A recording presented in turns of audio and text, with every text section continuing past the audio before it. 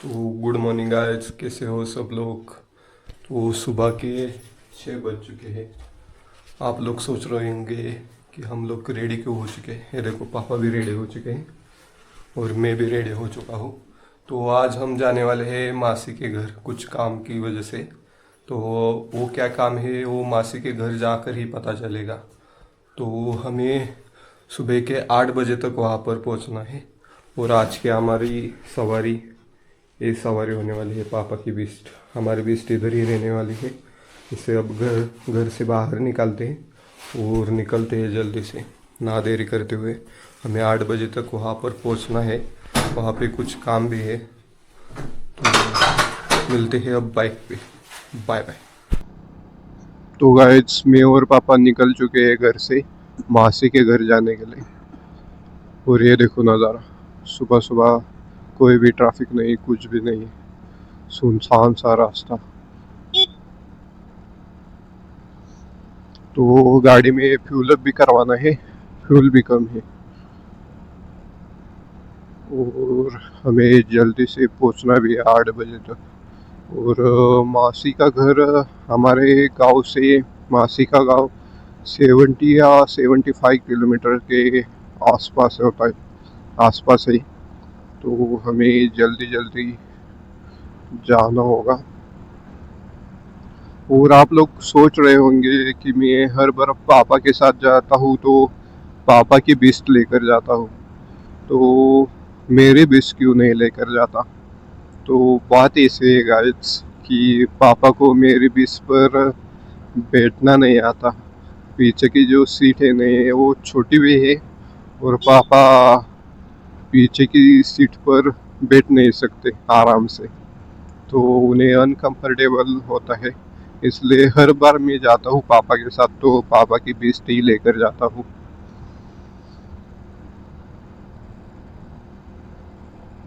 अब petrol pump तो नज़दीक आ चुका है। यहाँ से लेफ्ट लेंगे आगे से तो पेट्रोल पंप आ जाएगा। देखते हैं इतनी सुबह सुबह पेट्रोल पंप चालू है या नहीं।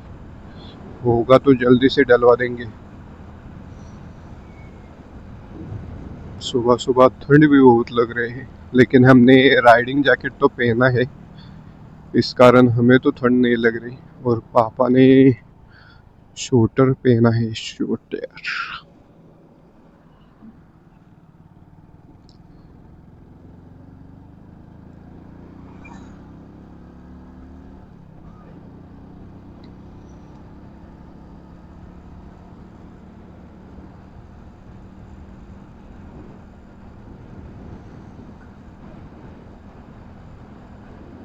इस वाले पेट्रोल पंप पे मैं कभी भी नहीं जाता, क्योंकि इस वाले पेट्रोल पंप पे मिलावटी तेल होता है, मिलावटी। इसलिए तो यहाँ आगे ही एक नया पेट्रोल पंप हो चुका है, वहाँ पे जाता हूँ मैं हर बार। किधर भी जाना हो तो वहाँ से ही टंकी फुल करवाते हैं और निकलते हैं हम लोग। तो इस पेट्रोल पंप पे देखो सामने आ गया है। देखते हैं कोई उठा है या नहीं, नहीं तो आगे डालेंगे। लेकिन पेट्रोल भी कम है ना, तो कोई उठा नहीं होगा तो उसे उठा देंगे सुबह सुबह।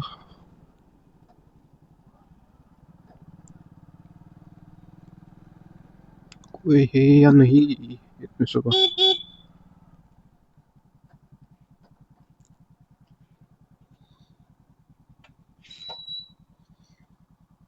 ये उठा है कोई तो, आ रहा है आ रहा है।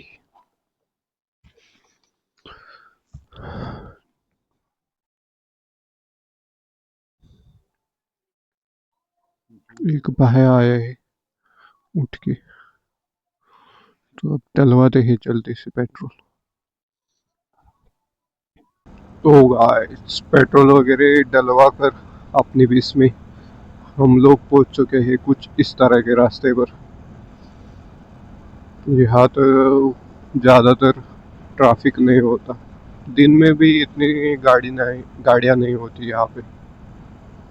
और इस रास्ते को बोलते हैं ओल्ड सातारा रोड। तो इसी रास्ते पर रास्ते से जाएंगे। हमें लगभग सातारा के पास ही जाना है।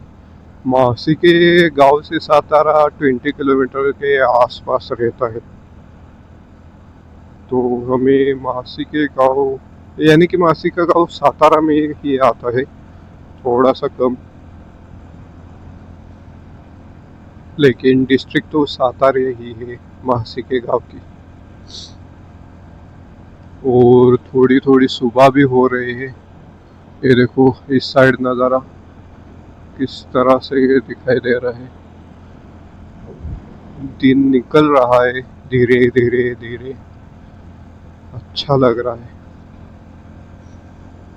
जो भी लोग सुबह उठते होंगे और दिन निकलते हुए देखते होंगे उनको बढ़िया लगता होगा, क्योंकि सुबह सुबह उठकर वो दिन निकलना, वो सूरज देवता को देखना एक अलग ही लेवल की वाइब्स होती है गाइस।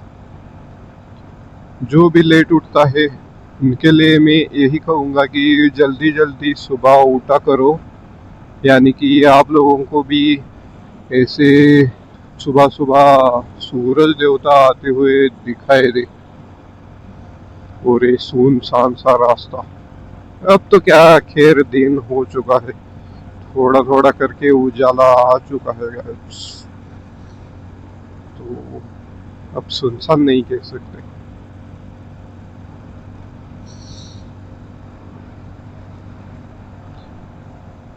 ये रास्ता अभी तक हाईवे बन नहीं गया, इसलिए इसके दोनों साइड पेड़ ही पेड़ है। जब ये रास्ता अच्छा बन जाएगा तो पेड़ निकल जाएंगे। मेरा तो यही है कि ये रास्ता ऐसा ही रहने दो, क्योंकि दोनों तरफ जो छाव है वो अपने धूप में काम आती है दोपहर के टाइम, बाइक सवार के लिए भी और ऐसे ही कुछ रुकने के लिए।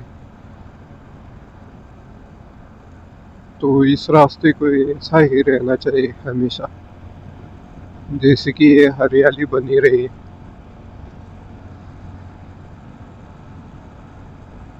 मुझे ऐसे रास्ते बहुत पसंद थे हाईवे से ज़्यादा, जिसमें दोनों तरफ हरियाली हो और बीच में हम बाइक चला रहे हो, तो एक बढ़िया ही लगता है, एक अलग लेवल का अनुभव आता है बाइक चलाने में।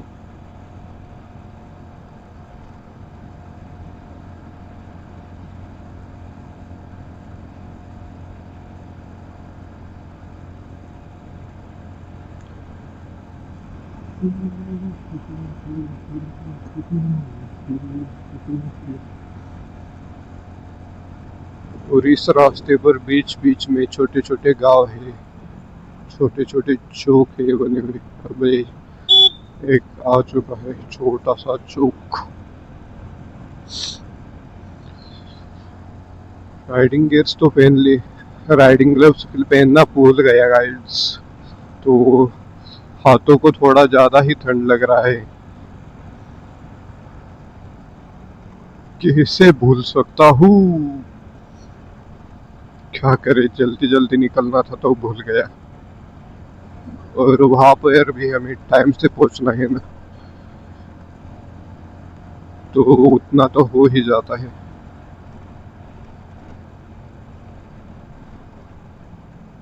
थोड़ा देर चलता हूँ, वहाँ पर बोल रहे होंगे पूरा रास्ता खराब है और ये भगा रहा है,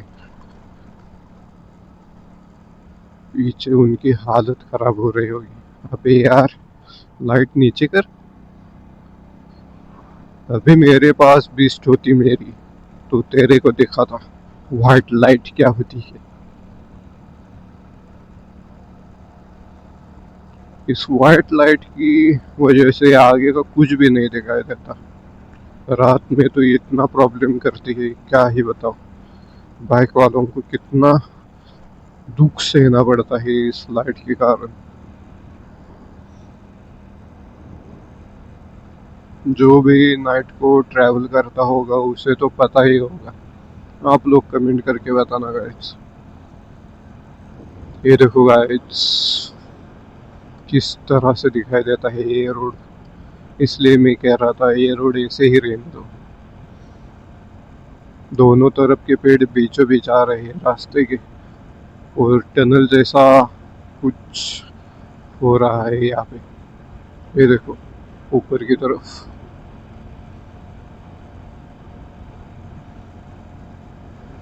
ये देखो नेचुरली टनल।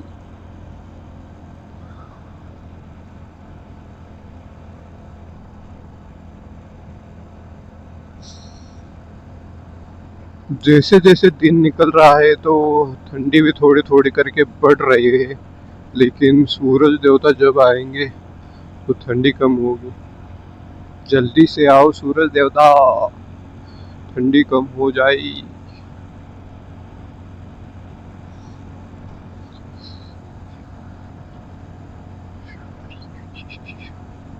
हाथ ऐसे आकड़ने लगे, ठंडा ठंडा कूल कूल। ये देखो आगे किस तरह से दिखाई दे रहा है रास्ता। एक बार आप लोगों को इस रास्ते पर मैं नाइट का व्यू दिखा दूंगा। नाइट में जब भी सफ़र करूंगा तो दिखा दूंगा कैसे दिखता है नाइट में। यहाँ तो कोई ट्रैफिक नहीं होता। मैं पिछले मंथ में यहाँ से आया था नाइट में 1 बजे के आसपास करीब। तो हमारी ही कार थी और कुछ गन्ने के ट्रैक्टर थे जो कि कारखाने पे जा रहे थे। ज़्यादा कोई कार भी नहीं थी, बाइक भी नहीं थी। रात 1 बजे पूरा रास्ता सुनसान था और बीच बीच में ही वो गन्ने के ट्रैक्टर दिखाई दे रहे थे। तो थोड़ा सुकून मिल रहा था कि नाइट में ड्राइव करने के लिए।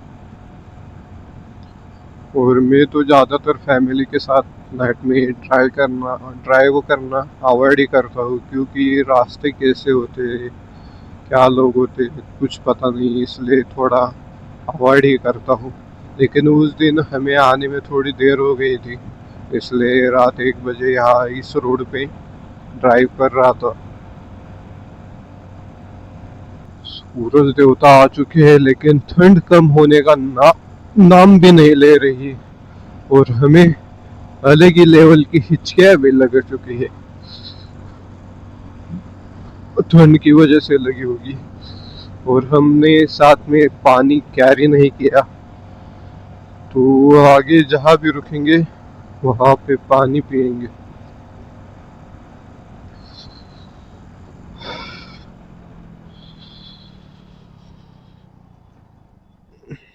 रास्ता रास्ता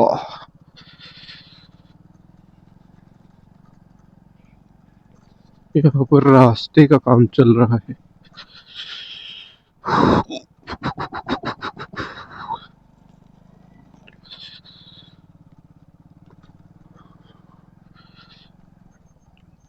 ओनली खड़ी डाल के, पत्थर डाल के रखे तो गाड़ी स्लिप हो रही।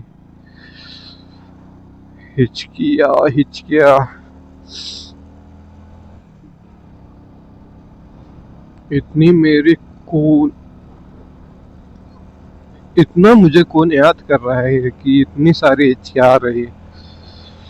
बहुत देर से आ रही है हिचकियाँ। आगे रुक के ही आपसे बातें करता हूँ। तो गाइस लगभग 1 घंटे बाद हम लोग रुक चुके हैं। मुझे हिचकियाँ भी लग रही थी और ठंड भी बहुत लग रही थी, तो हम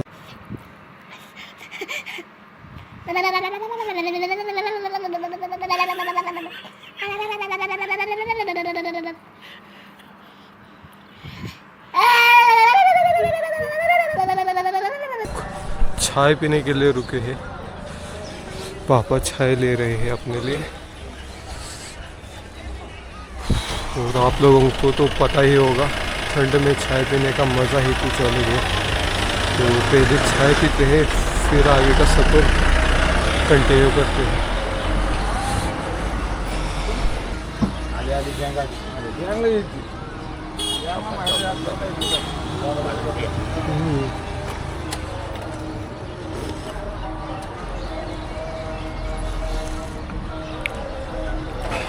गर्मा गर्म चाय।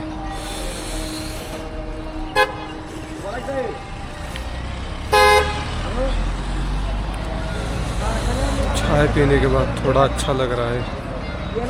अभी है स्टार्ट ही किया है चाय पीना, तो चाय पीने के बाद मिलता हूँ गाइस।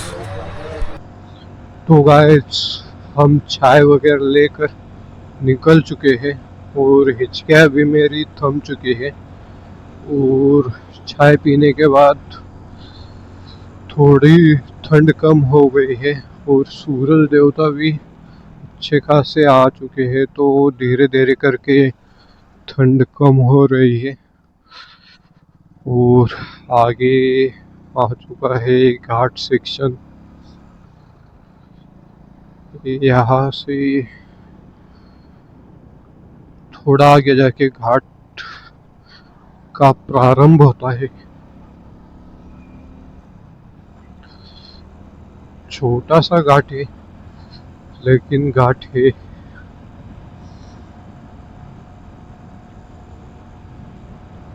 यहाँ से प्रारंभ होता है घाट सेक्शन गाइड्स, और अच्छे खासे सूरज देवता आ चुके हैं, इस कारण ठंड लगभग खत्म हो रही है धीरे धीरे करके, लेकिन अभी भी थोड़ी सी लग रही है ठंड। हम घाट में एंटर कर चुके हैं। इसे मिनी घाट बोल सकते हैं आप लोग, या कुछ और बोल सकते हैं। पहले आप देखो घाट कैसा है।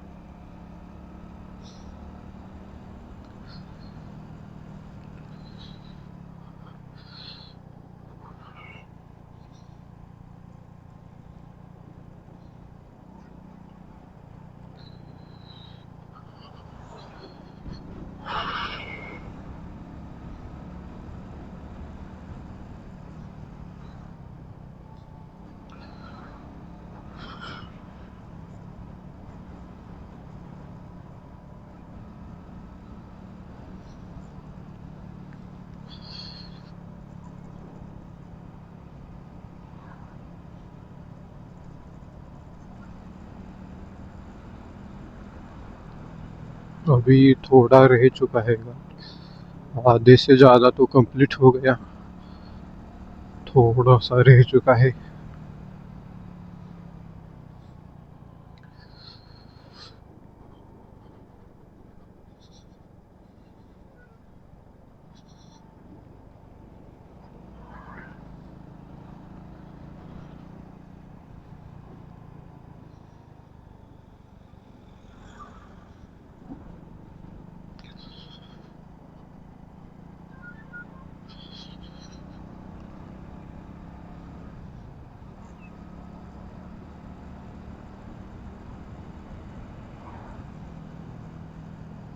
यहाँ पर आने के बाद घाट समाप्त हो जाता है गाइस।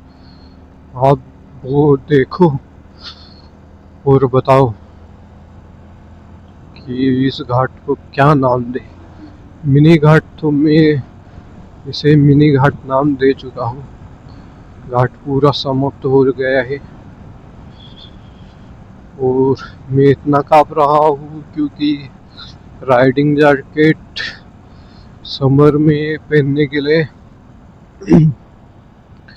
कंफर्टेबल हो, इसलिए राइडिंग जैकेट में आगे की साइड वेंटिलेशन लगाया हुआ होता है, जो कि जाली लगाते हैं जहाँ से एयर पास हो सके और अपना बदन गर्म ना हो, ज़्यादा पसीना ना हो, इसलिए यहाँ पर आगे की साइड जाली लगाते हैं। तो उसी जाली में से हमें आते वक्त अंदर बाहर जो एयर पास हो रही थी, उस कारण हमें ठंड इतनी लगी कि पूरा बदन कपकपा रहा है अंदर से। तो इसी कारण थोड़ी बोलते समय मैं कप आ रहा हूँ। और हमारा 80% रास्ता कवर हो चुका है। लगभग 7:30 बज चुके हैं अभी। मैंने टाइम तो नहीं देखा, अंदाजे से बता रहा हूँ। अब 20% रास्ता बचा हुआ है। यहाँ से हमें लगभग 20 या 25 मिनट लगेंगे मासी के घर पहुँचने के लिए। तो देखते हैं कितना टाइम लगता है। अभी मेरे हिसाब से तो 20-25 मिनट ही लगते हैं यहाँ से। चलते हैं अब जल्दी से।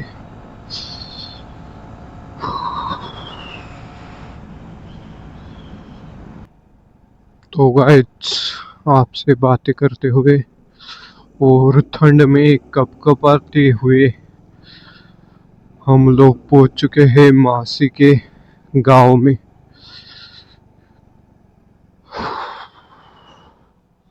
यहाँ से हमें राइट लेना है। यहाँ से सीधा आगे जाओगे 20 किलोमीटर तो आप सातारा में पहुंच जाओगे। और हमने ले लिया है राइट। मासी के गांव में हम एंटर कर रहे हैं।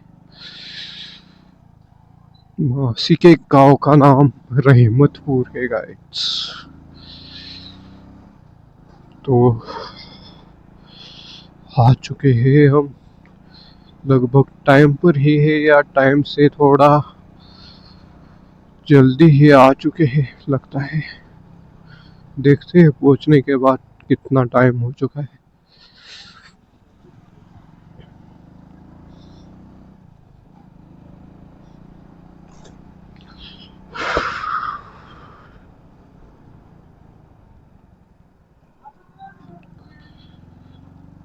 पहुंच गए गाइस। तो गाइस, हम लोग पहुंच चुके हैं मासी के घर।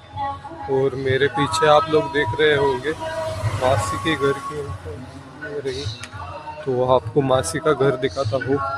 और हम लगभग टाइम पर ही पहुंच चुके हैं। तो चलते हैं अंदर।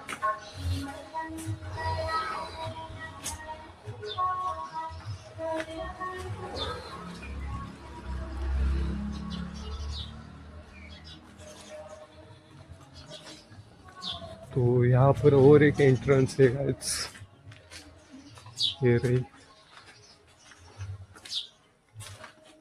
ये कोई तो पुराना राजवाड़ा था, उसी में रहते हैं मासी। ये आगे जो दिखाई दे रहा है ये रहा मासी का घर।